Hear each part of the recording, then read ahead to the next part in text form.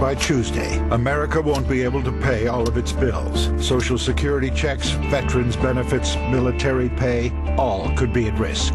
Because Congressman Steve King and congressional Republicans want to protect tax breaks for millionaires, oil companies, and corporate jets. So if the check you or your family depends on doesn't arrive, thank Congressman King. Tell Congressman King to stop holding the interests of ordinary Americans hostage. That ad was part of a national campaign launched by some of the biggest union bullies in the game, the SEIU, the NEA, and a group backed by liberal billionaire George Soros. Joining me now, the target of that attack ad, Congressman Steve King of the House Tea Party Caucus. Sir, I noticed that what it was, Americans United, paid for by Americans United. Do you have any idea who that group is? We think that that's George Soros money and a combination of left-wing groups that pool their money and go behind Americans United for Change to come after some of us that they want to take off. You know, if I'm willing to step up and speak out, and a number of others of us are willing to do so, if they can drive us down and shut us up, then that moves the line of scrimmage back in their favor. So that's why we're targets. We stuck our head up out of the foxhole and took them on, and now they see us as a threat. Right, sir. And who else was targeted? And I guess that ad was just for you, and that was played in your district or in the state of Iowa. Is that right? And who else was targeted? Yes. I actually didn't see the list, but I happened to have seen a similar ad that's running against Paul Ryan.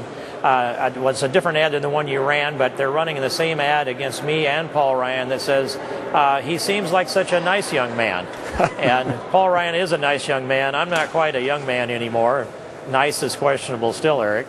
Well, you're also a very good friend of the show. We appreciate you for spending so much time with us. Sir, now Paul Ryan voted for the debt ceiling. I noticed the attack ad was, at least the way I read it, was that they were trying to get you to vote for raising the debt ceiling. Am I wrong? Am I off base on what they were trying, their message in that ad?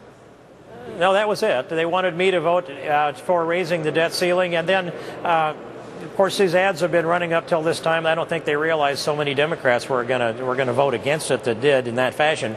But here's what's interesting about it, is that they show a picture of a senior citizen, a military, and a military father. And then they say kids aren't going to get benefits, and neither are military pensions or military pay, neither are senior citizens. I happen to be either the author or the co-sponsor of 4 different pieces of legislation that are designed to guarantee that, yes, we service our debt, that we pay our military, even ahead of servicing our debt. We take care of our Social Security and our Medicare.